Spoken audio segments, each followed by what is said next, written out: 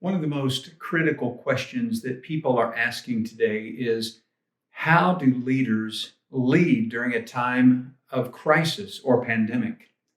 What do they need to know? What should they say? How do they respond to help those who are following them know how to live during a time of such great crisis?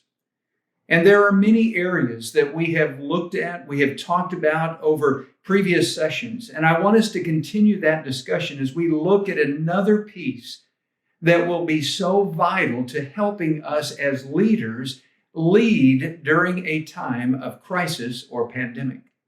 And what I'm talking about is the idea of confidence. Leaders need confidence. They need confidence in God. They need confidence in themselves. And they need to be able to instill confidence on the part of those who follow them. Confidence in their leadership. And confidence is such a critical piece when it comes to leading during a time of crisis or pandemic. There are three different areas that I'd like to share with you that really characterize this idea of confidence that we're talking about. The first is hope. People need to know that their leaders are confident and that they can instill hope in those who are following them. Because people need hope that this time will pass. They want hope that things are going to be better. They need someone who can provide them with hope. And that is what leaders do. They have been said to be those who are dealers in hope. Because when hope exists, people can overcome just about anything. They'll climb any mountain. They'll walk through any valley. They'll overcome any obstacle when there is hope. Sadly, we know that there are many people in our world today who are living without hope. They're discouraged. And because they're discouraged, if the situation continues, they'll reach a point in which they see no value in continuing. But we also see people in our world who are living with a false sense of hope because they do not know the truth about God's promises and what is to come. That's why leaders must be that light of hope to those who are following them, to provide them with hope that it is going to pass, that it will get better, that there is something beyond, that they can have confidence in the promises of God and confidence in their leaders to lead them through this time of crisis.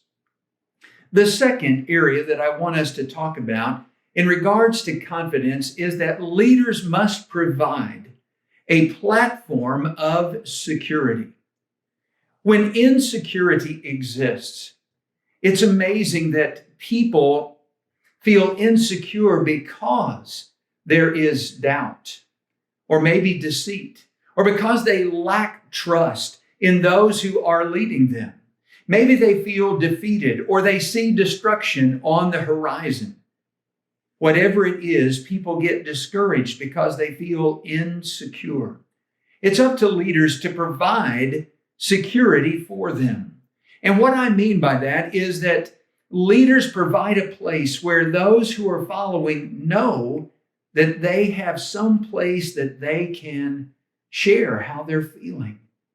And they can talk about their opinions and know that it's a safe place. That provides security. They also need leaders who celebrate the victory of others. It's not just about their own victories, but it's celebrating the victories that others have, because they are working as leaders to increase other people's potential, and they will validate the feelings of others and the work that is done by others. And as a result, they are establishing realistic expectations because they provide a platform of security, confidence. People who follow leaders want to know they can have confidence in their leadership, especially during a time of crisis or pandemic. And the idea that we're talking about is so critical because when we look at this concept, there's a third area that's also important. It's not just instilling hope. It's not just about the idea of providing a platform of security, but it's also about being decisive. Leaders find themselves challenged when it comes to making a decision that they know is going to impact everyone who follows them. But at the same time, knowing that that decision will not be received well by everyone and may have some who oppose that decision. I want to share with you an observation, maybe an experience that I've had in my life. When our children were growing up, we spent a lot of time traveling and watching a lot of sporting events. And I began to realize that it didn't matter what the sport was, whether it was basketball or baseball, or if in some way it was some other area of sports, there were always officials. And those officials were in place to make sure the rules were followed. And when those rules were not followed, what they did was they made a decision.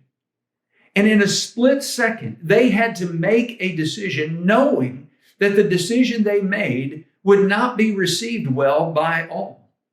A friend of mine used to say that officials, when they make a decision, at best, it's only 50% right.